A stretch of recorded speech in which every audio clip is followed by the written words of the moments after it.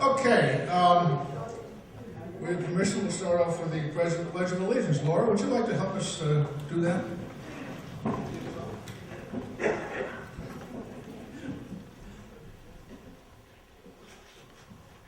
I pledge allegiance to the flag of the United States of America and to the republic for which it stands, one nation, under God, indivisible, with liberty and justice for all. Well done, thank you. Okay, a couple of usual announcements. Let's turn off these things, please.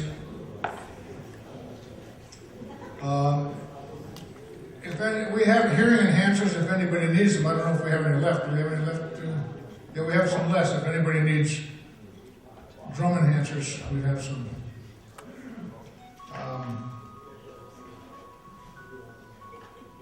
By now, most of you know that you can sign up to get our email or our written notification of coming meetings. If you haven't, please do. The forms are right outside, the little bluish-green things about this long, about that high, and just fill them out and we'll correspond with you. Do we have any first-timers in the house? Newcomers? Oh, wonderful. Look at them. Oh. Welcome. Just so you know, we have several World War II veterans in the house. Would you raise your hands, please?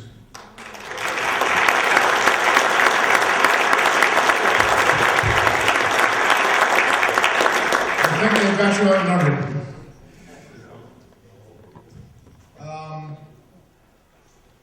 I'm Kirk Gibson. I'm the president of this organization, the Central Pennsylvania World War II Roundtable, and I was remiss last month in not giving my normal January introduction of all the people that make this possible.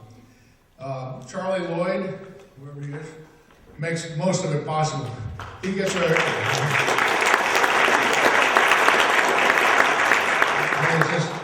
and he loves doing it. He goes out and he finds all the veterans and rounds them up and brings them in and interviews them, and it's just a terrific thing that Charlie does. It makes the rest of us a pretty easy job. We have Bob Watkins with us. He's the guy that sells the books in the back. He's our treasurer. Richard Burton is not here tonight, but he's our secretary and does a great job. John Horn, over here. Rick McCann, somewhere. And I'll just read the names off. And Chris Hoffman, Terry Hartzell, John McCann, our videographer, and Frank Rowe is the helmet committee. For those of you who need to know this, first comers, at the end of the evening, because our admission fee was so high, we have a couple of guys with helmets or plates at the end of the evening. If you feel like it was worth it, please feel free to help us out. We are a non-profit and we work only off contributions. We call them the Helmet Committee. We have a website if anybody hasn't seen it or wants to. Just Google Central Pennsylvania World War II. It's called Central PAWW number 2 roundtable.org, which is a lot to remember, but you can find us. It'll have our future happenings as well as our past happenings, and it's coming on very well. Next month's meeting is March 2nd. If you want to have dinner downstairs, please tell our dining captain, Bev Barb. Her number is on the notification. She's in the back room in case you have nice things to say about her. But she needs to know several days in advance so that the kitchen can prepare. They had a really good supper tonight. I hope you enjoyed it. One of the things we do every year with the contributions, if we have anything left over, we give it away. You know, we have some costs associated with bringing people in and paying the church for a little rent and other things. And what we do at the end of the year is if we have anything left over, we give it away to people like the Pennsylvania Wounded Warriors organization, terrific organization with very, very, very high return to the Wounded Warriors. The Central Pennsylvania Food Bank, the organization called Dog Tags that trades dogs to work with veterans who have issues. And we have another one we've adopted this year as a good cause. And if you're ever in the service, you know who they are. It's the USO. And we have somebody here tonight. Laura, would you like to introduce her, please? Good evening, everyone. I had the opportunity to learn that out at Fort Indian Town Gap, the USO Center was being rededicated. It had been closed for a couple of decades, I think. And the new director, Jen Price, is here this evening. She's going to share a little bit about what their first 2 or 3 months have been like, and maybe an appeal for you to give back and volunteer. So here's Jen. Good evening. As mentioned, I am Jenna Price. I am the Central Pennsylvania Regional Manager for the USO of Pennsylvania and Southern New Jersey. That's Liberty USO for short. So I'm sure many of you have stories and memories of the USO during your time in the service, but I wanted to just share with you a little bit of how the USO has evolved over the years. So our mission still includes providing care and comfort and support to the military, but we've also brought in their families. We have incorporated a lot of programs and expanded our services with backpacks for military children, holiday care packages for deployed service members, and career transition workshops. So Liberty USO services all of Pennsylvania and Southern New Jersey. We have centers located at Philadelphia International Airport, Horsham Air Guard Station, Joint Base McGuire, Dix, Lakehurst, Southampton Armory in Philadelphia, and our newest center over here at Fort Indian Town Gap. So many of you may not be aware that the Fort Indian Town Gap is the largest National Guard training center in the country. We train roughly 110,000 soldiers annually, and in addition to this, we support pre-deployment training for all branches of the military. So the center we have there has a 212-seat theater, an internet cafe, a 3,500 square foot dining and programs area, which is complete with big screen TVs, pool tables, air hockey, darts, and more. Within our first month of opening, we had a warfighter training. We hosted 10,000 troops in the center in 30 days. So many of our centers operate 7 days a week, and at that time we worked 24 hours a day. So as such, we could not serve our military and their families without the support of volunteers. With respect to volunteering at the Gap, volunteers are asked to serve 2 shifts. Each shift is 4 hours, and your duties would include keeping the drinks stocked, keeping the food stocked, snacks, minor cleaning, etc. So I will be out at the USO table at the end. If anybody has any questions or wants to volunteer, wants to start the process, come find me.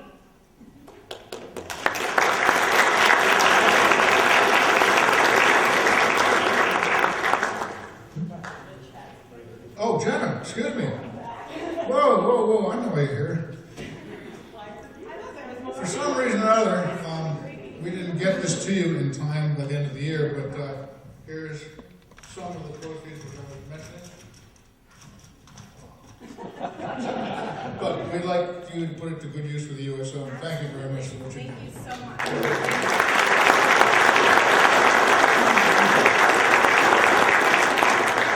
Now, several years ago, somebody went on television, and I'm not sure what he was trying to do, but I'm going to try to imitate him and see if we can figure out what this is.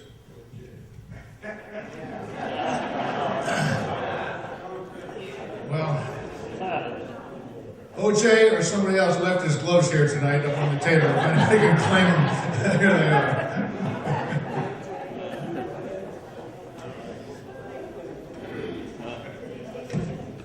Okay, a couple of facts here. Something that's going to absolutely dazzle you about World War II. And this is from the quote, "It's never too late to get to a good party" department. In February of 1945, I'm going to focus on 1945. February 1st, Ecuador declares war on Germany and Japan. On February 8th, Paraguay and their mighty army declared war on Germany and Japan. On the 12th, Peru got into the act declaring war on Germany and Japan. Not to be outdone, on the 15th, Venezuela declares war on Germany and Japan. And then on the 25th, Turkey declared war on Germany and Japan. And on the 26th, good old Syria, they declared war on Germany and Japan. Boy, we had a force then, didn't we? Okay, meanwhile in February, in Europe, this will bring back some memories for some of you, I hope not, but it may. I'll talk a little bit about Europe and then I'll get to the Pacific. February 3rd, we really began to beat the hell out of Berlin, started bombing them like mad. And then on the 4th, the Yalta Conference started on the Crimean Peninsula, down in the Black Sea. Roosevelt, Winston Churchill, and Joseph Stalin began the subject of how we're going to divide up the spoils of war after the war. On the 9th of February, the Colmar Pocket, the last German foothold west of the Rhine, was eliminated by the French army. The Battle of Budapest, a very highly contested battle, ends with a Soviet victory after a long, long defense by the Germans. The world was closing in on Germany about this point. So, out of the goodness of our hearts, I'm not sure why, the Americans and the British decided to bomb Dresden. A firebomb by Allied air forces, and large parts of the historic city are destroyed. And surprisingly enough, it had no strategic or military importance. And the mission will always be controversial. Was it done out of spite for the bombing of Britain, of London, or what? It's just controversy that goes on. But the worst part about that, or again, the better part about that, was at the same time. You see, that happened on the 13th and the 14th of February. On the 14th of February, 40 B-17 flying fortress of the Air Force dropped about 152 tons of bombs on Prague. Why? They killed 701 civilians, nothing of military or strategic importance at all. Why? It was to have been Dresden. Some radar errors, bad weather, and high winds blew them off course. So they're looking down through haze and whatnot, and they see a city with a river going through it, and says, aha, we're here. And they unloaded. Just an absolute tragedy. And then later on that month, on the 24th, the Allies really got hot, and they just started massive bombing of Germany, and it continued by approximately 9,000 bombers. Time to get serious. So that's what's going on in February in Europe. But since tonight's speaker will give you a little report on what's happening in the Pacific, I'll tell you what was going on there in February. B-29s attacked and destroyed the naval docks of Singapore on February 2. On February 3, the Battle of Manila begins. Forces of the United States and the Philippines enter Manila, and there's quite a struggle there. But meanwhile, the Japanese created what has been called the Manila Massacre. It took place in the streets of Manila. About 100,000 civilians of the city of Manila were indiscriminately and deliberately killed. Lined up, dragged out of that house, killed. Horrible. Even Chinese and Philippine men were dragged out and beheaded in front of everybody. It's just brutal. This is what we were against. On the 16th, American paratroopers and the Philippine Commonwealth troops land on Corregidor in Manila Bay. You've heard of Corregidor. American naval vessels bombard Tokyo and Yokohama. Now we're getting closer. On the 19th of February, the Marines invaded Iwo Jima, and on the 23rd, they raised the flag on Mount Suribachi. Very symbolic. Didn't mean they'd captured the island, but it scared the hell out of the Japs when they saw our flag up on the high point of their island. On the 25th, the U.S. decided to do incendiary raids on Japan, and after 10 days of fighting, American and Filipino troops recaptured Corregidor. On the 28th, the Philippine government is reestablished, and U.S. and Philippine forces invade Palawan, an island in the Philippines. The war is going in the direction now. And that's all that happened in February. This stuff goes on every month. This is terrible. Well, having said that, we have an interesting guest tonight that Charlie Lawyer is going to introduce to you now. And he'll also tell you what's happening next month as well. But we'll concentrate mostly on this month. And while I've got your attention, just bring a guest next month. We hope you enjoy yourselves tonight. Come back next month to see us. And visit the Helmet Committee on the way out. They love you. They can't get out without going out the door. They got that in the bucket there, so they usually collect. Welcome everyone. We got a very nice crowd tonight. We're thrilled you came out.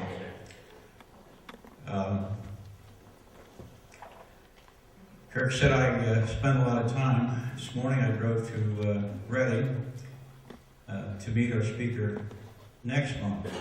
His name is Bill Gordon. He flew F-6F Hellcats off the USS Hancock. And he'll be here to share that story with us next month.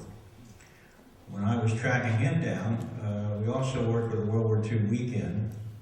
And I got an email from him saying, here's somebody who wants to see if he knows Bill Gordon. And I said, well, we don't give the names out, but let me call that guy. And I called him, and he said, yeah. He said, I think I served with him. I said, where did you serve? He says, I was a pilot on the Hancock. I said, bingo, you served with him. So I haven't gotten them together yet, but we will. He shot down over Tokyo, landed in the ocean, and a destroyer escort picked him up.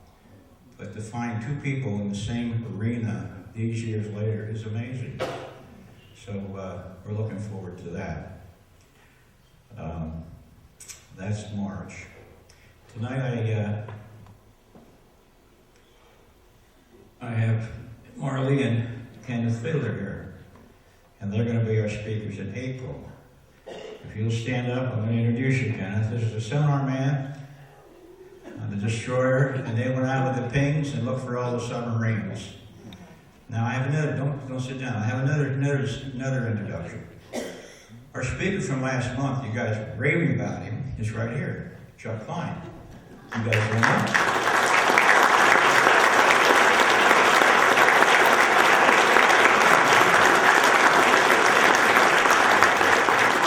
And now the scary part. I told you about the two pilots after all these years. They both were on the Wasatch, the command ship. How's that?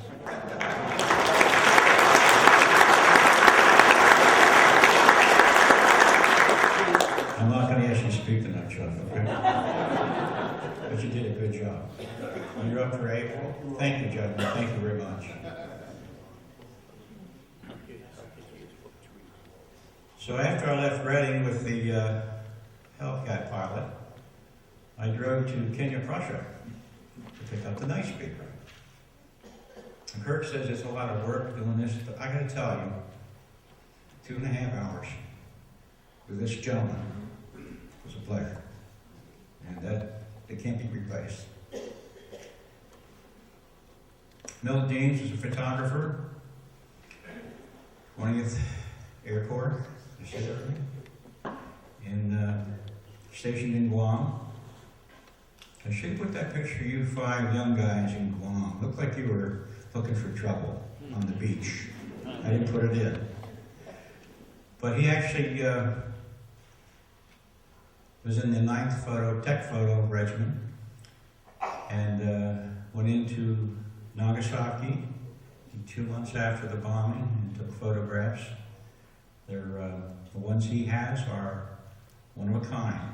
The Air Force destroyed everything. He brought his home. I think you have a friend that has the same thing. So you're going to see some things tonight that don't belong everywhere. I'm just going to introduce you one more. And from that point on, I'd like to introduce Milt Dienes from King of Prussia.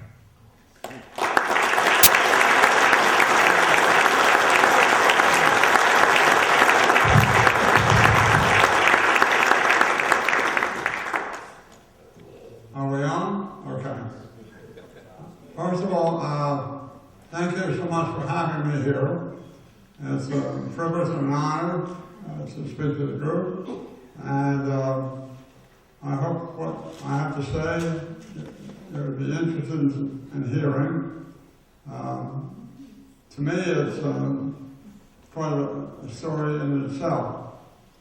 But first, let me take a few minutes to give you a little bit of my background prior to my military service. I've always been in photography from the time I was 13 years old. I still have the camera that I had when I was 13, and it still works. On occasion, I take it out just out of pity, and I shoot some pictures of the roll film. I was the photo editor at Central High School in Philadelphia, which is the second oldest high school in the country. By 1 year, in 1836, I was their photographic editor. I was on photographic staff at Penn State University, and I was in pre-med. And we didn't know it at the time, but the dean of the school, of the chemistry and physics school, was very much involved in the Manhattan Project. Nobody knew that, but they knew it. And he came back one day and he said,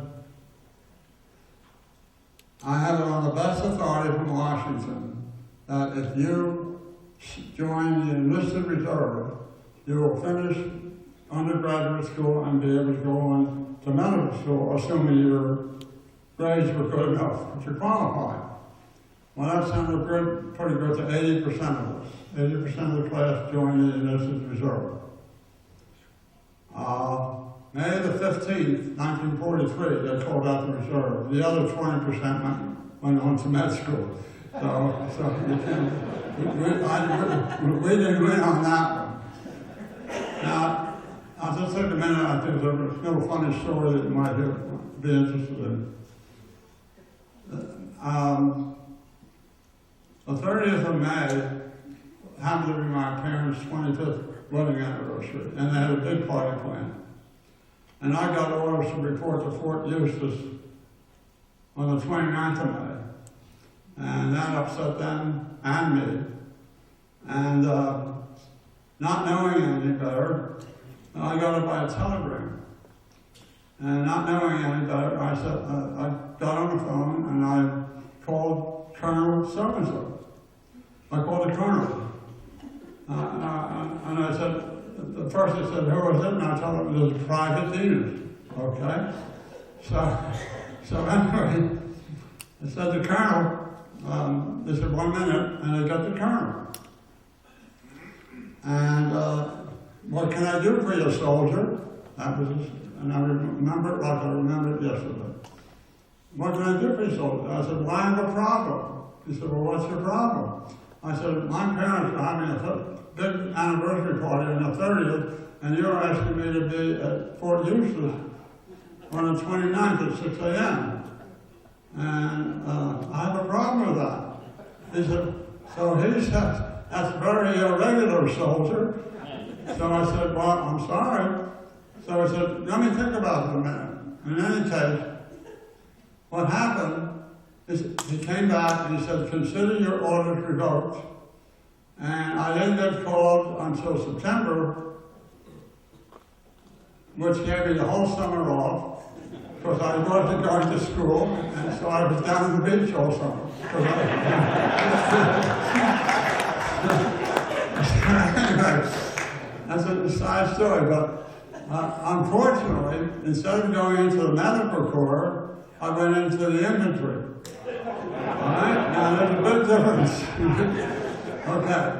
I ended up in Fort McClellan, Alabama. I took my basic in Fort McClellan, Alabama.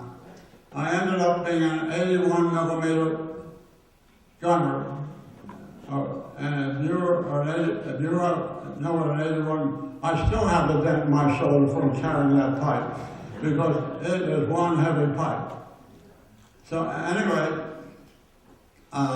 we were all set. We became the 75th Division, right before the Battle of the Bulge, that period of time. And I was part of a five-man gun crew, and I was the gunner. 2 months before, I had applied to Denver for the Air Force to do photographic work. OCS, actually. I wanted to be an OCS, so I tried to. I applied. I put in an application. There's nothing to stop it. And the week before our outfit shipped to Europe, I was transferred to Biloxi, Mississippi in the Air Force. So happens, by the way, one of the crew, of the gun crew, was a classmate of mine at Central High School. And that gun crew got hit by a German tank, and the only guy who survived was my classmate. So I'm going to be talking to you today, everybody put that in. And meanwhile, I went to the Air Force. It was kind of funny. They wanted to know if I was qualified for weapons. I had thrown everything. I had everything from a handgun to an anti-tank gun. And they said, "Well, go out and shoot some stuff at the range."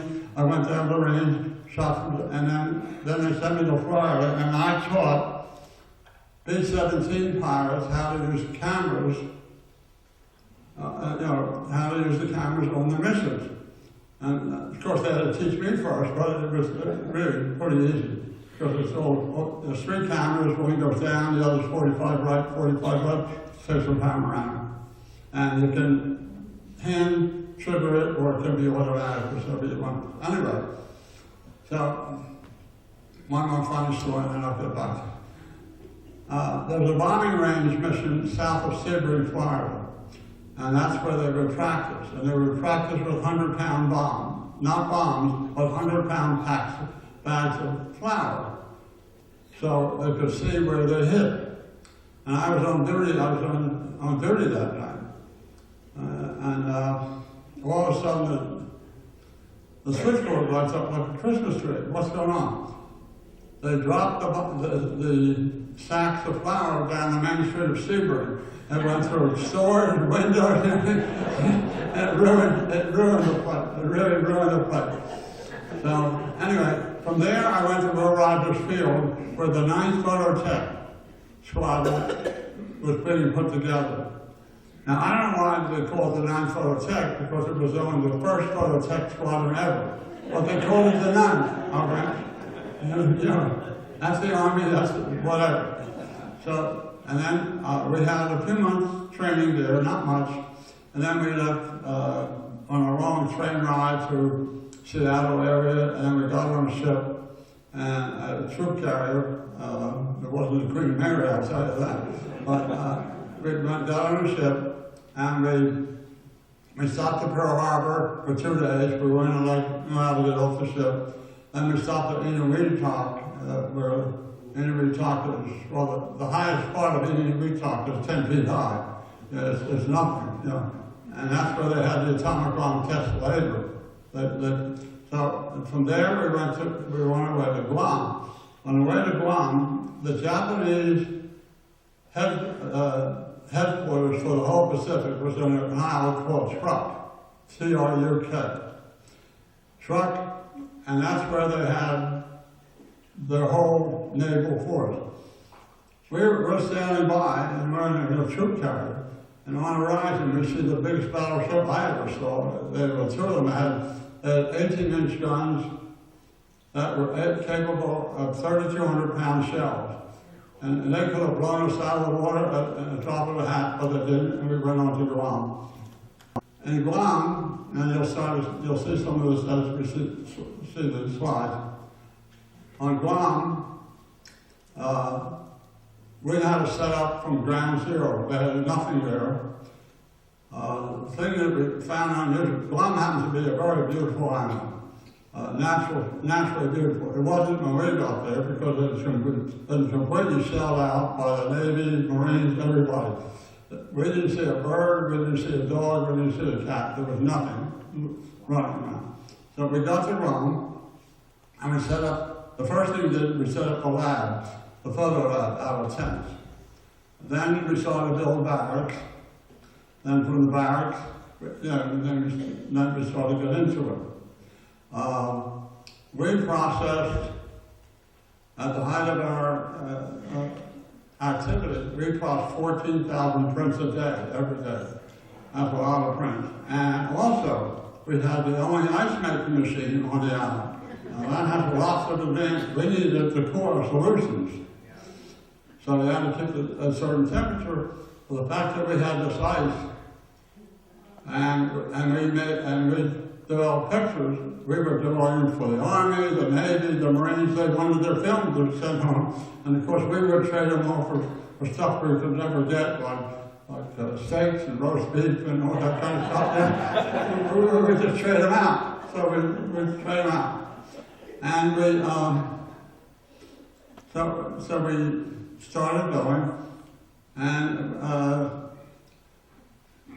I'll show you from the slides coming up just how it looked, and then we'll get into it. One interesting final thing before we start the slide.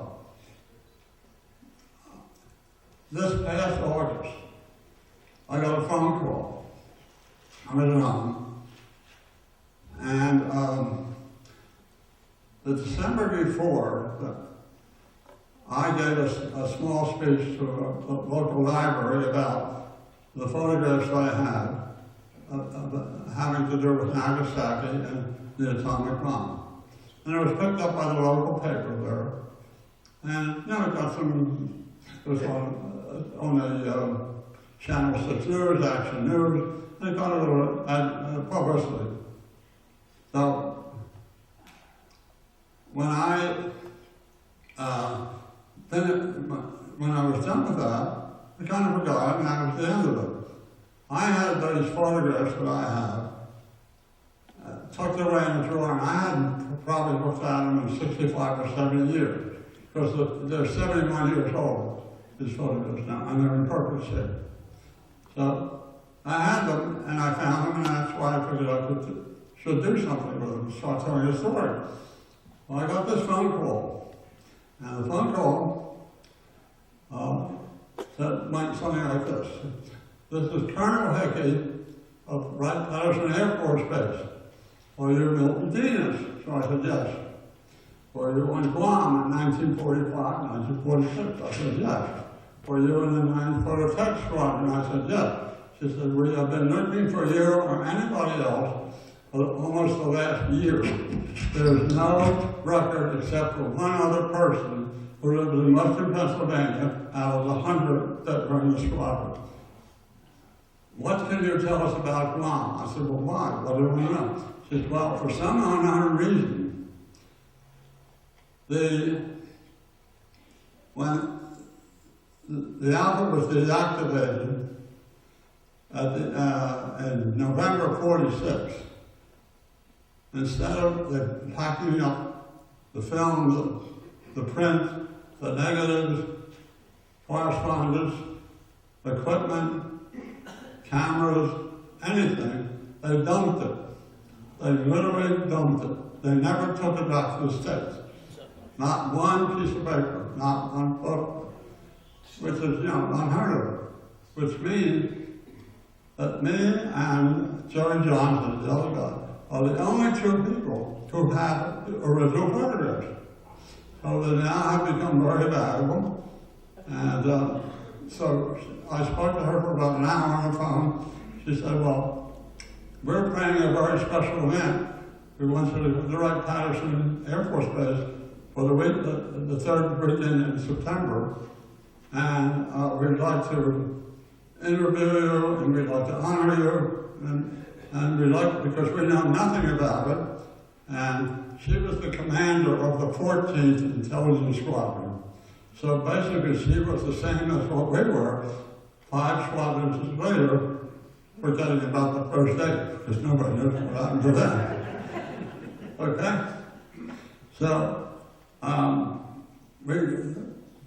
they sent us tickets, we made it, hotel reservations, did all the things. Gave me a staff car and a driver and all the work. They really rolled out the right track. And we sat there day after day, and they had a moderator. They would ask questions. We would answer the questions, tell them what we could, and everything that we said and everything that we wrote, that we talked about, was videotape and audio tape recorded. And of course, they really wanted to know. And then they had a lot of other things. They had Saturday afternoon. They had a picnic. It happened at the end of September. The weather was perfect. They saw on one show, one of the slides that they saw, or the photos that they saw that we were wearing a certain T-shirt, which we had in Guam. So So what they did is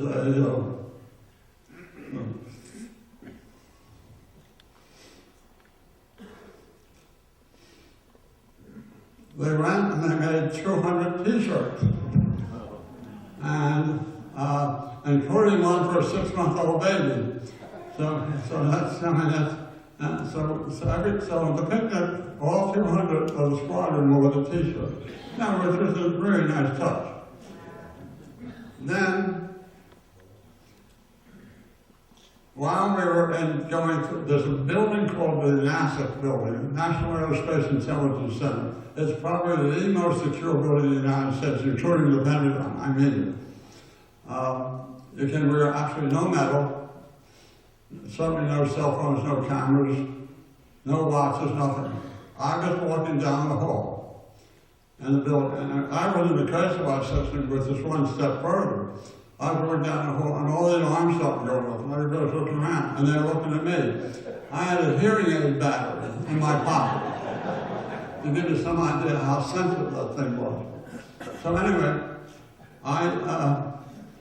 so we went through, and they showed us there how they're now processing, it's not film anymore, but the digital images that they're doing from outer space. They showed me they can read a license plate and read the numbers at 50 miles up. They can read that plate. And they showed it to us. And they said if we had to go to 100 miles, we could do the same thing. So the technology is so advanced, and they showed us all the equipment that they were using. They can print 1,000 prints a minute if they want to. So it was an amazing experience. But each time, one of the most, I think, emotional things for me was the first session. All 200 of the squadron were in this big auditorium, and I was introduced, and Joey Johnson was introduced. And when we walked in, there was a standing ovation for the rest of almost 2 minutes. And that's how, that really got to you. And then we talked, and we were told we were allowed 10 minutes, not 10 minutes and 1 second. They would cut us off. And so Joey went first, I said, Mikey, we talked, and then he had a lot of questions. They asked us questions, we answered the questions. And then we went on our way, and each day we had a schedule, every solid, real schedule. We went to the Air Force Museum, which if anybody has never gone to that museum, it is unbelievable. That every plane ever built, with the exception, original, with the exception of the Wright Brothers plane, which is Smithsonian, but they have a copy of it. And they also don't have a B-2 bomber. They have a B-1, but they don't have the wedge. And it's give you some idea of the size of it. It is 70 feet high by 100 yards long, and there's 4 buildings. And they're building the 5th. And it houses German planes, French planes, English planes, every kind of thing, and they're hanging from everywhere, every kind of plane you can think of. They have replicas of the Little Boy, which was the Hiroshima bomb, and they have Fat Boy. It's Fat Man, but they call it Fat Boy. They don't call it. They have. It so happens, by the way, a classmate of mine at Central High School was the guy who designed the casing of the band. He was the #1 guy to design it. He also designed the first shuttle. He was my classmate at Central High. And so we went through that.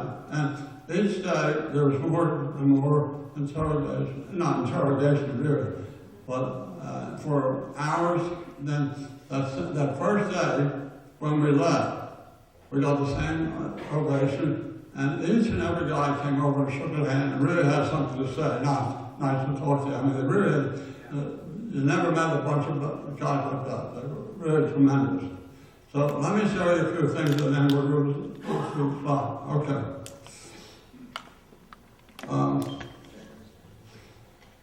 Not to be outdone, they gave me their squadron t-shirt. So that's their squadron t-shirt. But anyway, also, this is funny and interesting, but believe it or not, the Russians come to that Air Force base once a month, every month, and they trade intelligence. Right? Now, we're not supposed to be too friendly with the Russians, but they're trading intelligence back and forth, right? Now, basically, the trading is what's going on up in outer space. They track every piece of metal, every screw, every nut, every bolt. They know what it is. If the Russians don't know what it is, then they go to us and say, do you know what it is? If we see something, vice versa. If they both don't know what it is, they have a way of doing a three-dimensional mock-up of whatever it is, and then they try to find out what it is, and they try to find out, more importantly, who put it up. And there's only one who can put it up, that would be China, because nobody else is capable. At the end of the session, there's a nice, beautiful room, and it's got a big cabinet at the end, and it has every kind of Russian vodka you've never seen. I mean, every kind of Russian vodka. And they keep drinking. So what they did is they gave me a shot glass. And it says Open Sky Treaty, which is what the name of it is, and then the U.S. Letters and the Russian letters, so they gave me the shot glass. Also, every time we went to a function or whatever it was, they gave me these beautiful medallions. They're really, really pretty. So they were giving us all kinds of stuff. These are, they're heavy, except for this one, which is made out of wood. I don't know why, but they made it out of wood. And this is the one that says Open Skies. But they gave me shoulder patches. I kept throwing this stuff out. But also, in the old days, when they built ships, I'm talking about 1500, 1600, 1700, the last thing that they did is they cut off a piece of wood and they gave it to whoever was building it and to the crew. And you became a plank holder. That was kind of a goodbye and good luck, thank you for your service kind of thing. Well, the colonel liked that idea. So she initiated the plank holder for her squadron. So I became a plank holder. And this is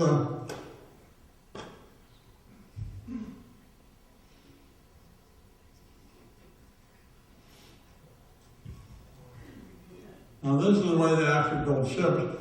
Those days they have the down and one fits over the other. And they just keep going.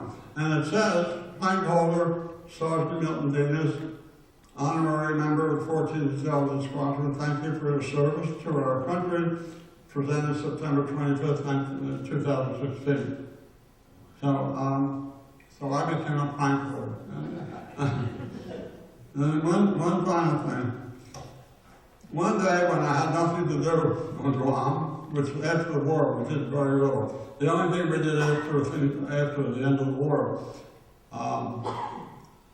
we photographed from Vladivostok to Singapore, the entire coastline, all the way down. And that's a lot of miles. And we processed the whole thing. That kind of kept us busy. Not that busy, but we were busy. And the rest of the time we went down to the beach, so they had beautiful beaches. But anyway, one day I got ambitious and I got up in the shower. And it's pretty hard to see. But this is the entire squadron, the home of the entire squadron, from start to finish, and I named it, which boat was mine. And nobody's seen this. You were the first to see this, by the way. All of this stuff is coming to the colonel. So she's been an amazing person. So that's the story. But what I have to show you now is photographs. The only photographs. They're all 71 years old. As a matter of fact, they're all in this book. These are all the photographs. These are all the photographs aerials as well as, and as you see, they're in pretty good shape, which means we did a really good job of processing them. And the damage shots, some buildings, you're welcome to look at it afterwards. Sometimes it's totally cleared out, and then you'll see two buildings standing perfectly. But curiously enough, any building that had a smokestack, the smokestack never went down. Not once to the smokestack building. I don't know why, but I don't know how they build smokestacks. So these are the only, between this, I have about 40 over here. Between this and what Jerry Johnson has, these are the only existing photographs taken, because I went to Nagasaki 100 days after the bomb job with a small group, and we were wandering around the street taking photographs. I tried, frankly, not to take too many of people. Some of them were not in great shape, some of them were in good shape. You'll see, in here you'll see a train station, it looks like very normal. This is 3 months later. But we photographed it, and so that they now have a record of at least some of the things that happened on Guam or on Nagasaki.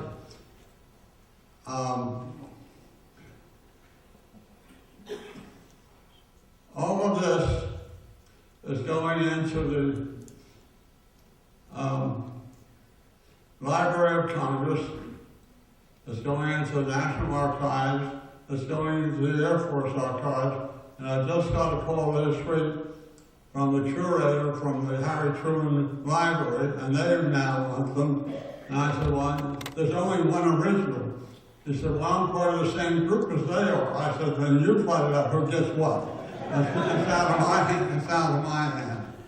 So anyway, and suddenly, I'll be 93, by the way, in April. And suddenly I'm on a speaking career, out of nowhere. And one final thing, the way they found me, the way the Colonel found me, that library first presentation I did was picked up by a local newspaper. And one of her staff was Googling around and found it and found my name, and that's where they find me. And she found Jerry Johnson the very same night. And we're the only two out of the 100 that we assume, we don't know what the other 98 are, so that's what happened. And so I'm going to be at the Reading thing in June. I've been Freedom Foundation, they contacted me, so suddenly I'm speaking to her, my wife thinks I'm crazy. And one thing, two things, a lot of people say you're walking, by the way, we have no protection here, clothing-wise, we're walking around in GI clothes. So I sit around and I say, I don't glow at night, and I'm very well pickled, so that's my story. Now I'd like to show you some of the slides and we'll talk about it.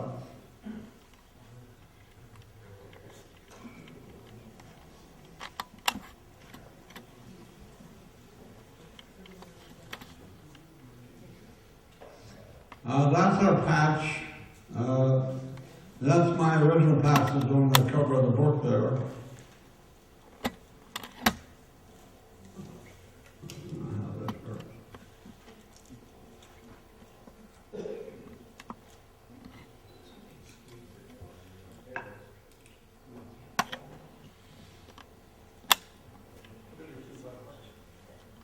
United States Strategic Air Force Headquarters. Incidentally, there's a question about Air Corps or Air Force. At that time, we called it the Air Corps, but the patch was Air Force. And I had a conversation on what the right date is. So, okay. This is the barracks as we were setting up. Can I sharpen a little bit? I can't focus then.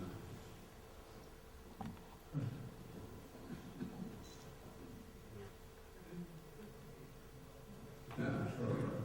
Okay. This is as we're building the barracks. We were in tents initially, and then we started building the barracks. We had 4 barracks, plus all the other stuff. That's fine.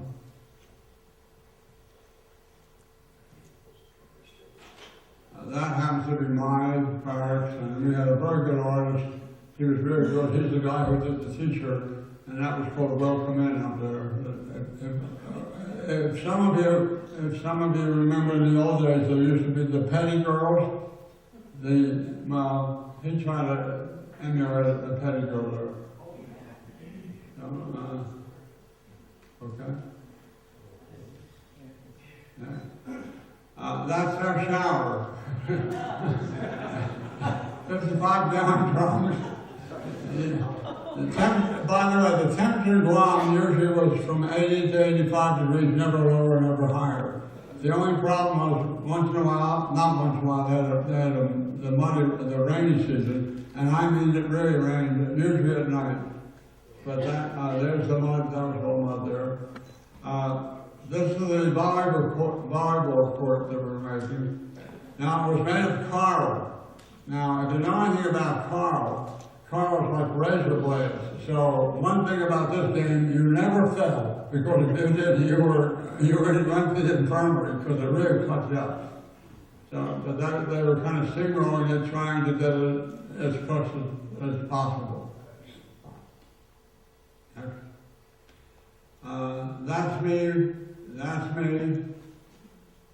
This happened to be New Year's Eve, and frankly, I was bombed out of my head.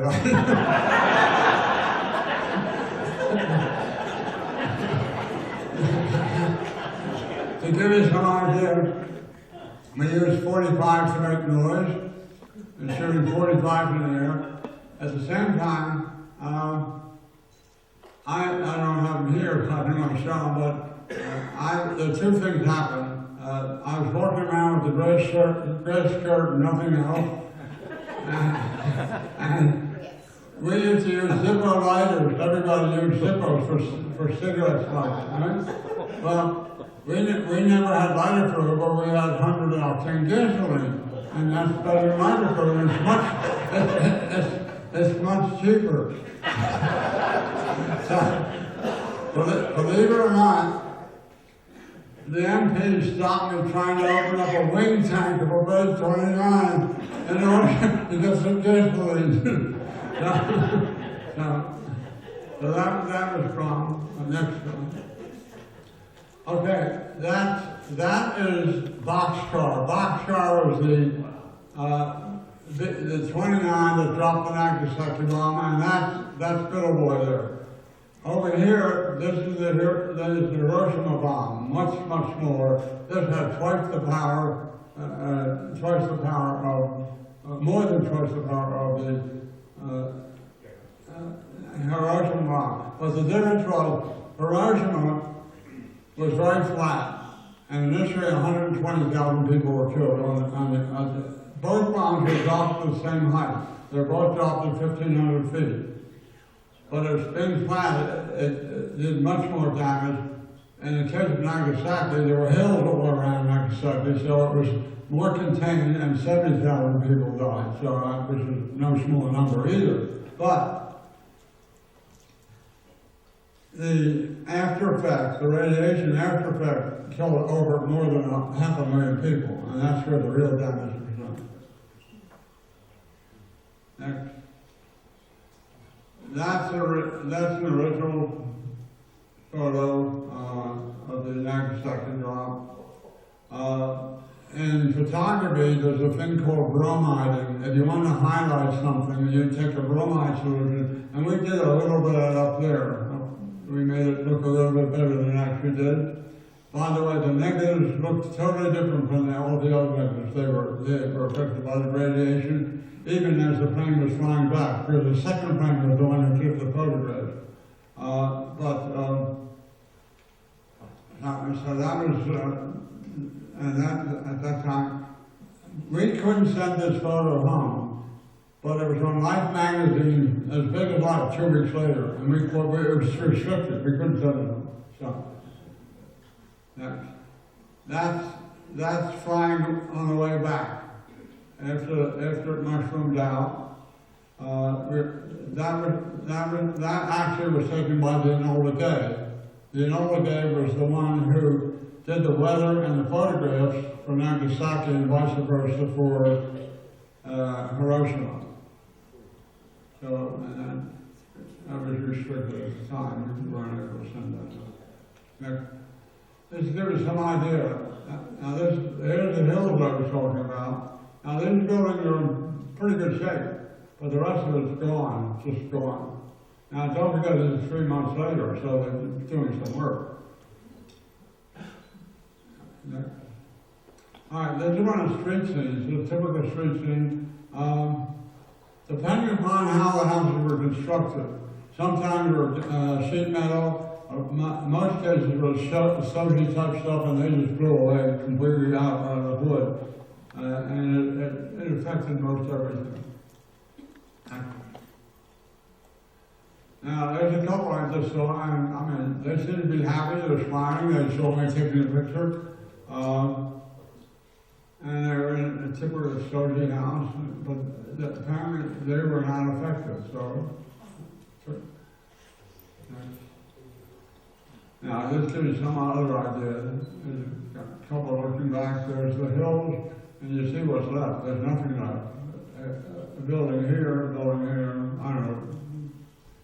But that's pretty much gone. Next. That's the chief of the fire department. He was there. There wasn't any fire. I don't know what he was doing, but I took his picture anyway. And he was very cooperative. He stood there and took it down. Next. There's another house scene. He's sitting there outside the house. That's not too bad, but it's a little beat up around here. But I mean, it's obviously not in good shape. But see, the kind of metal is corrugated. A lot of the houses were built that way. It was corrugated, galvanized. Now, there's a couple walking down the street. Big building standing here. The rest, all the trees all burned out. 3 months later, still haven't come back. Next. Okay, this is probably one of the most dramatic shots. This happens to be Kobe. Kobe was a major seaport. And if you look at the number, these are 200-pound bombs. If you look at the number of bombs going down on that, I mean, unfortunately, whoever took that, they took sequence shots later, but I didn't get my hands on that because I would certainly like to see what happened to these 4 piers here. But that's Kobe. Next. Here's a case where they really hit, and here's a case where they really missed. So that's the way it goes. I call this shot hit and miss.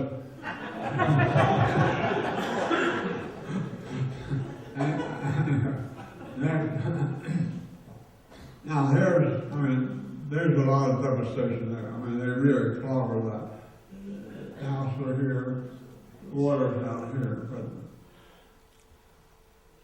okay. All right, now this is unusual. All these buildings are okay and standing. They're new buildings, but all the roofs and all the interior are gone. But the buildings are all standing up. They're all okay. And yet right here, this is completely wiped out except for this and this and this. But these 3 buildings, just shells, and this is kind of wiped out. But, so depending upon when they were built and how they were built made the difference. Notice, of course, today Nagasaki and Hiroshima are 2 magnificent cities. It's unbelievable. That's a factory. There's a fire, obviously. There's a fire there. That came out pretty good. This was kind of beat up into here. Next. Now the train station was in perfect shape. There was no damage. Now this is 3 months later with all the people. And the trains were running. The trains were running in 3 months. And then there's a close-up shot next. There were people waiting for the train and no damage. Hills, there was nothing going on in the hills. So apparently that was not affected, nor was it built in 30 days, or in 100 days, they didn't build it. It was just there. Okay, here's what I'm talking about. A lot of damage, but the stacks, and you would figure they were going to blown out right away, but they didn't.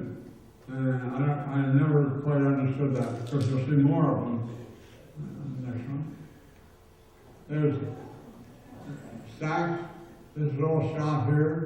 That's okay. That's okay. I think that was the other building I saw before. And these are just steel, empty steel frames here. But the stacks are up. Okay. This is typical of most of the factories look like this. There were just bunches of twisted metal. Some collapsed, some not collapsed. Stone walls are okay, obviously, but yeah. Now here's inside the factory. Incidentally, all these shots that you're seeing now, these are the photographs that I took. These were the ground shots that I took. The ceiling caved in here, and this building basically was useless.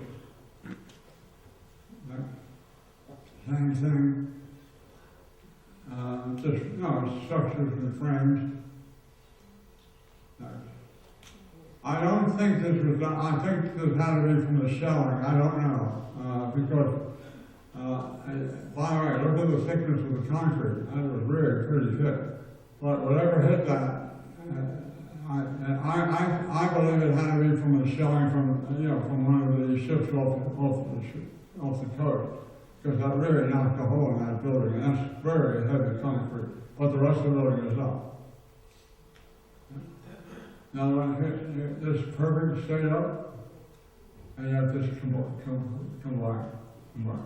So apparently there are more recent stuff was able to withstand, the concussion of the bomb. This is a pottery factory, very good. There's a battleship right there, which really got covered. There might be the next slide, I'm not sure. But there are 8 bombs coming down on that battleship, I think it's next. No. They were sort of copying a B-29, not quite, but similar to it, and this was their production plant. And they were producing it, at a pretty good rate. They have a lot of planes lined up there. Yeah. And these are the propellers for the plane. This is the Imperial Palace in Tokyo. It's all molded. It was absolutely off limits.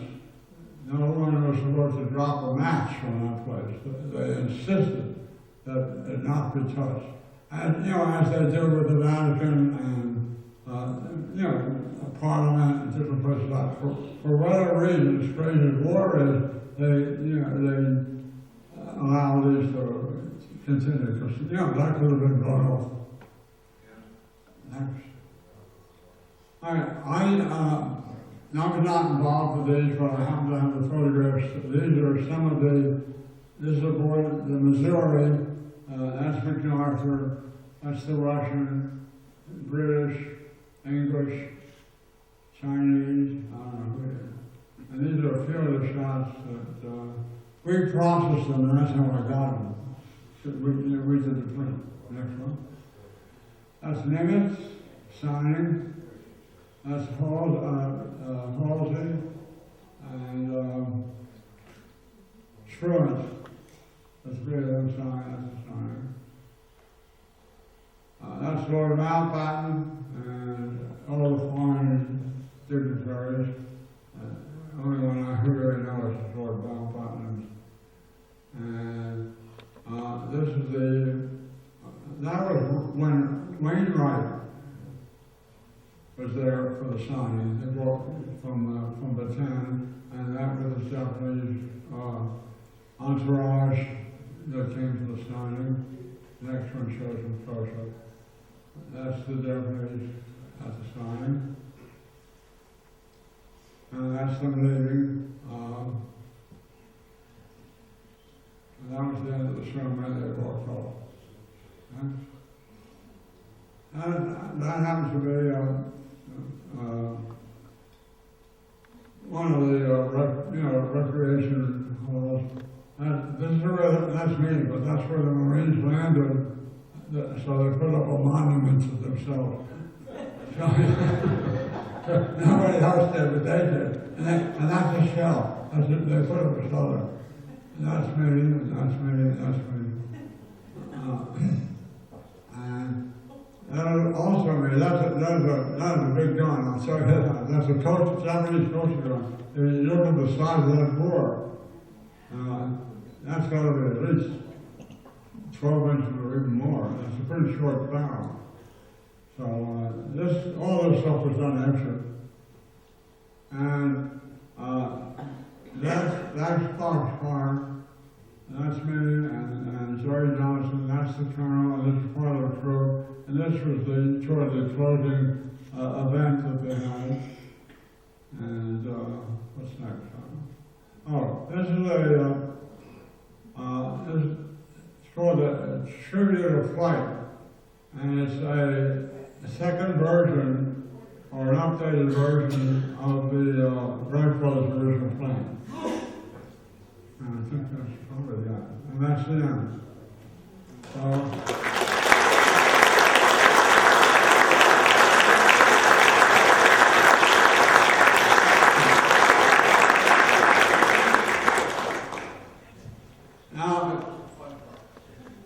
Anybody have any questions? I get to ask the first question. Why wasn't there radiation? Why don't you glow in the dark? Why were the people not all burned up? If I had the answer to that, I would probably get the Nobel Prize.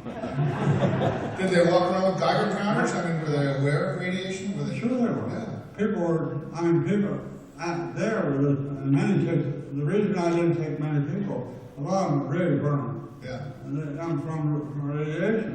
That was 3 months later. Most of the people, the bulk of the people, lived for about a year and a half, and they were gone. That's the radiation. I don't know why. Next dumb question. I can't answer that because I was in the Naval Nuclear Propulsion Program. We got training in health physics and nuclear physics. And so what happens, right after the explosion, you have the heaviest elements that are decaying into smaller decayed daughters. And they have progressively short half-lives. And so the radiation level in the beginning is very high, and it goes down very rapidly. So if you were not there for the original exposure to the flash, your radiation dosage would be lower and lower as you came into the city. So you were there after level. Now you did get some above normal background level exposure, but it wasn't enough to seriously affect you. There, now you have to have a flashlight. Any others? Anybody? Let's start over here and work the way that way. Did you know Mayor William Schlesinger? He was Air Force photo reconnaissance, and he developed the pictures of the bombing of Hiroshima. I didn't get the whole question. Okay. Mayor William Schlesinger. Right. He was the Air Force person who developed the pictures of Hiroshima. I'm not familiar with that. Oh, I've had met him and went out to meals with him twice and talked to him many times on telephone. He's deceased now. Okay, thank you. Anybody else? Okay, climate level, O.J. Simpson.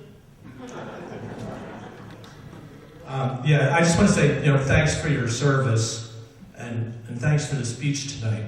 Well, my question is, when you were in Japan, did the people look obviously sick when you were there 3 months? Absolutely. Yeah, I mean, Well, it varied. You saw the couple sitting there smiling, and they were as normal as any day. But then you would see some people who are really starting to show the burning and the marking of the radiation. And it varied from very severe to very mild. So depending on where they were and how much they were affected by the radiation. But for the most part, it was very evident that there was a lot of physical damage, no question. how did they treat the Americans when they were over there? I'm sorry. Or were they nasty, or were they resigned, or defeated? Or? We were there for 2 days. We slept on a plane. We had little or no contact with them at all. No. First of all, number one, we didn't speak Japanese, that's for sure. And nor did we have an interpreter. We just came in, we took our pictures, we used a speed graphic, 4x5 graphic, and we took our pictures and we went home. It was just a 2-day deal, went by very quick. Have you been back since? No, I the war? you know, Do you have any that's intentions? one of my real regrets. I've done a lot of travel while I was working, and after I retired maybe 27 years ago, and I traveled to most parts around the world. I've been to Japan several times, in China, but for whatever reason I never went back to Guam, and I'm sorry I didn't, because I know right now it is a very, very popular tourist place for honeymooners, Japanese honeymooners. They used to go to Hawaii, but they don't go to Hawaii too much anymore. They go to Guam. The beaches and Guam is absolutely beautiful. They're amazing beaches. They really are. And I'm sure it's very well built up and commercial. I'm sure I speak for everybody when I say that is some truly remarkable high-quality photography. Can you give us a little insight into what kind of equipment you were working with in both the taking and the processing? Okay, yeah, I can. As far as the camera is concerned, hold on. Let me say it. I messed up my ankle somehow, and I don't know why, but okay. The photographs that I shot were done with a 4x5 speed graphic, which was kind of standard issue at the time. All the aerial shots were done with Fairchild K9 cameras, and generally they would have one straight down, as I told you there, you have 145 right and 45 left, so you've got a panoramic view. That was the only 2 cameras that strip thing I did it with a Rolleiflex. That was my own personal camera. But that was the only camera of issue was the 4x5 graphic, speed graphic. Which incidentally, curiously enough, the film wasn't affected by the radiation. That's a good question. Okay.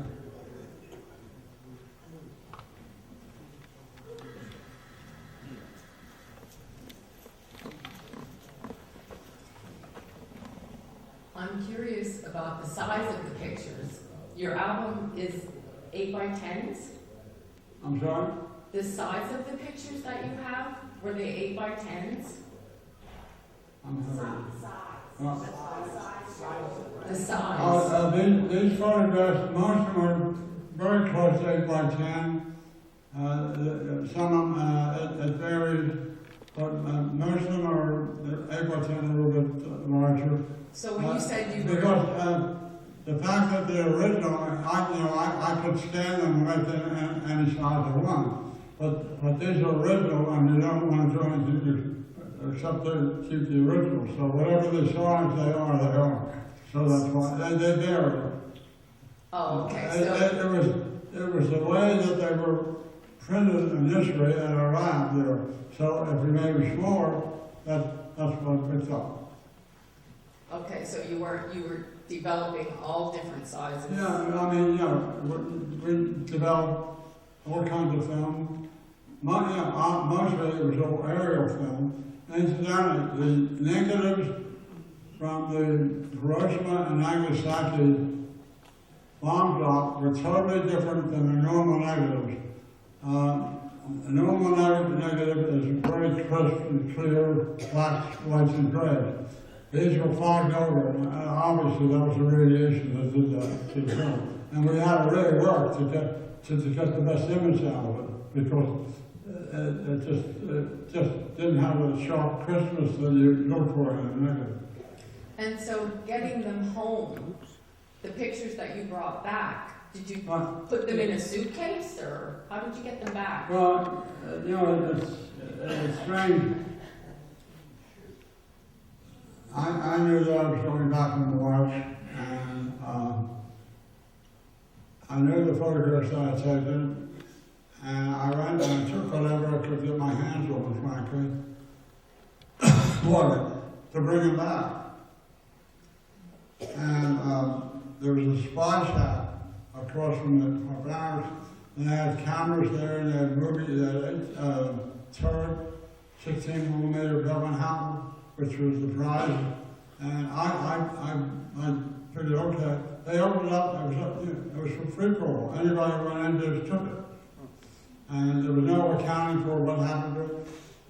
And then I came back, and in San Francisco, they took the Bevan Houghton away. They didn't bother with the photographs, but they took the equipment away.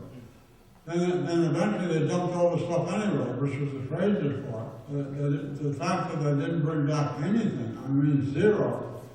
And frankly, that's why these are so valuable, because it's the only photographic evidence of what happened on those particular. Now, there are other photographs, but the ground photographs, I've never seen any other ground photographs. Nor has the Turner or anybody else. Thanks for coming tonight. Okay. You made some comments that the film and the exposure was affected by the radiation, especially during the explosion. And I was wondering, does that mean that all of the photographs that we've seen all of our lives of these atomic explosions, that they had to all be manually touched up and fixed to make them look normal? No, they're not. No, the photographs that I have here, and you have to look at. Well, number one, they didn't have Photoshop in those days, that's for sure.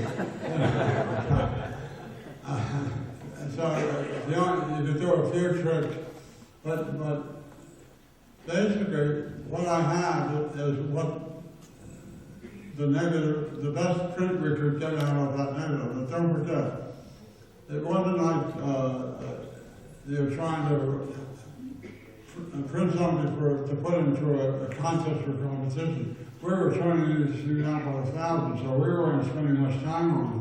So you could look at it, look at the negative, see what it looks like, set the exposure, and make the print. And that was it, it was gone. So we really didn't do too much to enhance it. We did, as I told you before, we did have to work on the fact that they were actually grayed out, in my mind, due to the radiation of the plane flying in the area on the way back. And we had to work to kind of perk it up a little to get some contrast. That we had to do. That's the only thing we could do. Sorry, what did you have to do to it? I'm sorry? What did you do to it for the contrast? Well, depending upon the exposure, when you make the print. And you can't, well, today you can do anything with the computer. You can contrast and do whatever you want. Here, all you can do is you can increase or decrease the exposure. That's about all you can do. So, if we saw something unusual, we might go back and try to do it a second time. Otherwise, we just they had to go through it. What did you do after you got back in '46? I'm sorry? What kinds of work did you do after you got back in '46? Okay. Well, first of all, I went back to Penn State. That's the first thing I did.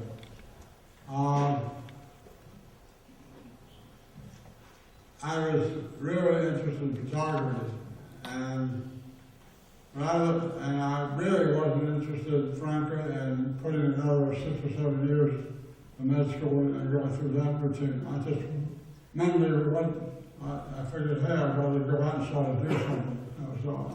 So I didn't. I finished school, but I didn't go ahead to further on. I was involved in a interesting business, photography. I was doing commercial murals, large murals for hotels, for homes and stuff, and I would take old engravings.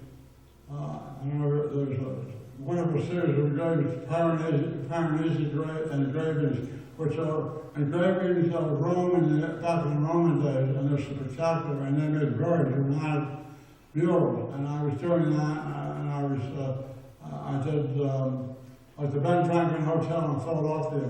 At that time they had a Triton tea room. I did a whole mural of Franklin, of an old print.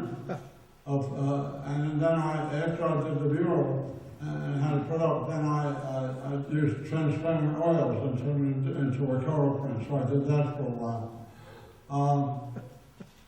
Another funny story. I don't order chicken at a restaurant any time in my life, all right? And there's a reason.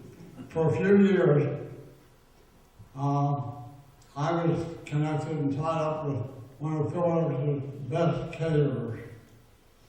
They did more weddings, and I was just basically his house photographer. And when he would book a wedding, he would say, "You'd like to talk to a photographer," and I would get maybe 80% of the weddings or whatever function he was doing. Well, I found out very quickly that 85% of the weddings that I photographed, the menu was chicken, baked potato, and peas. And I had enough chicken to last me for the rest of my life. Terrible. After that, I got away from it totally, completely. I was a manufacturer's representative in electronic parts. My brother happened to be a rep, and I was working for him, and then I became associated with Gerald Electronics, Milton Shop, who later became governor, and who was the founder of cable television. He had the first cable television in the United States in Telford, Pennsylvania, and the second one in Ukiah, Washington.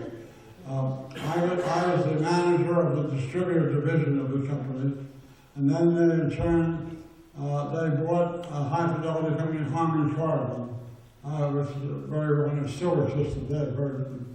I was their director of marketing for 3 years, and then I was bouncing around the country all the time, traveling nationally and internationally, and I had a young son, and I was really, everybody said, "Oh, you're in Las Vegas for a week, or you're in San Francisco for 2 weeks." After a while, you wake up in the morning and you say, "What the hell am I doing in Kansas City?" So I decided I had an opportunity to become a partner in a manufacturing rep company with the idea that my partner was going to retire in a certain amount of years and I would take over the business. Which I did. I opened up a Philadelphia office. He was in Maryland. He was part of the Tidings family, Senator Tidings family. He was a cousin of his. And he was a lawyer, but he never practiced law. But he had a good business, and I opened up Philadelphia office. And then he retired right on the day, September 1st of 1980. He retired. And I took over the business, and when I left the business, I made the same deal with my son and his 3 sons, that on September 1st of 1990, I would retire. And there was an arrangement, and I had one ambition. I had an ambition to actually do $100 million worth of business, write $100 million worth of business for the manufacturers that we represented. We represented Microsoft, we represented Harman Kardon, we represented high fidelity companies, Maxell, Audio, Hitachi. We represented really good companies. And I wanted to do $100 million. I ended up doing $96 million. It came pretty close. And then I turned it over to my son, and then I go out and start taking pictures again. But no, when even when on business trip, I always had a camera with me. Right now, I do shows, I do competitions, photographic shows and competitions, not talking about this type of thing.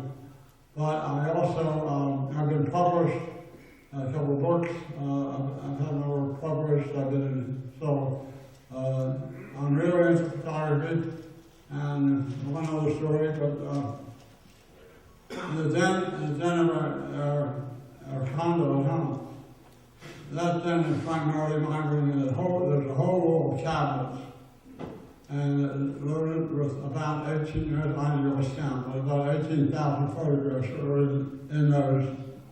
Not organized too well, by the way, but they're in there. Okay. So a lot of people, and they know I have it, and they don't always with the camera. So they say, well, they ask me, you know, what's your life? My wife's name is Harriet. What's Harriet going to do when you pass away with all these photographs? They looked at me and I said, well, just buy another box. So anyway, but basically, most of my business career had to do as being a manufacturer representative, and it's been very good to me. So. I have a picture of the 4x5 speed graphics camera. I'll just put it up on the table. Okay. Yeah, I saw. Is that the one you showed me earlier? Yeah. Speed graphics. But then I used to manage. I used to turn the speed recorder speed director for a while. But then I went to Leica, and now I'm digital. But I feel the bad for Leica. It's such a great camera, and I don't use it very much, so I take it out every so often to shoot a couple of rolls of film to make it feel better. So, anyway, any other questions? Here, and oh my goodness. Since you're in a few months, I'm sorry? since you, a few months after the bombing, you went in to take pictures. So since you're exposed to radiation, Right. did the government follow up and medically check you at all to see if it had any effect on you? I'm sorry, I didn't get that. After you get out of the service, Right. did the government follow it off to check you to see if you, radiation affected you at all from being in there? No. Not at all. No. Thank you. Here I am, I'm still standing. All right.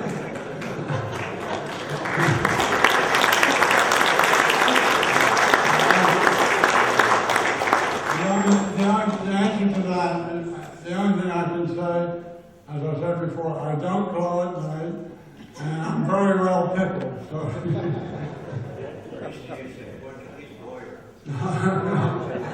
You want to revive the case? Statute of limitation, long ago. Okay. When you were doing the slide presentation, you made reference to the point that you could not send the developed photograph of the mushroom cloud back home, Right. but that it appeared on Life magazine. Right. 2 weeks later, how did Life magazine? Power of the press. I mean, obviously, it was too newsworthy to keep restricted. We saw it, but the first thing they did was shoot it out to the news, target news agencies in the world to show you know, what the bomb was. The thing is, not Nagasaki. The first mushroom you saw was Hiroshima. That's the one that got published all over the place. But they just wanted the world to know what they did and why they did it. And as I told you, I got a phone call from the Harry Truman Library. As a matter of just yesterday, the second phone call, because they're doing some remodeling or expanding of the library, and a good portion of it has to do with the bomb. And therefore, these photographs become very important to them, so they're very anxious to see them. Matter of fact, I have to, tomorrow, as a matter of fact, I have to do a reach out and I'm going to send me a copy of this slide presentation. Couple of questions here.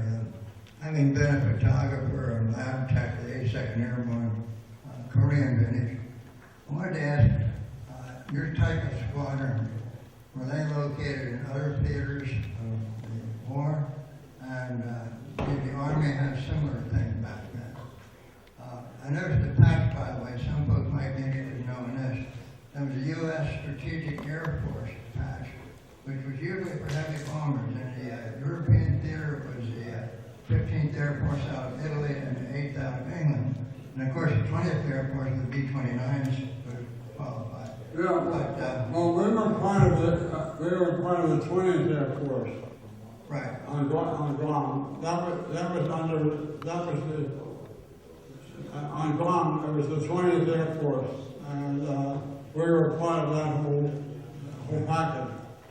Well, one thing people might be interested in knowing that U.S. Strategic Air Force was commanded by Colonel Spatz from Reading, and all over. Colonel Spatz from Reading Air Force. Reading Airport is named for him. You come to Reading in June? Yeah. You'll be there? I'll be in Reading. All right. Well, any more questions? He'll be sitting at a table in Reading, June 3rd, 4th, and 5th, I believe it is. By the way, this is my first pass at doing a PowerPoint slideshow, so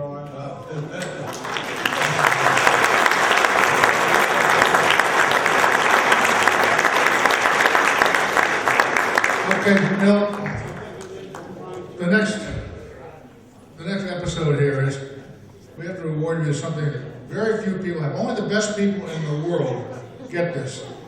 And they are, you are one of them, they are our speakers. We have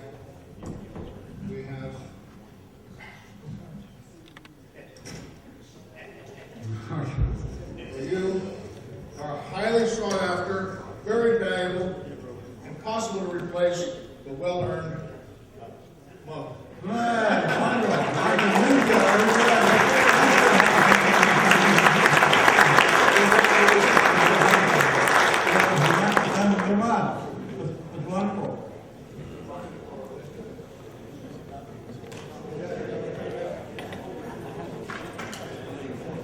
Thank you all for coming. Please visit the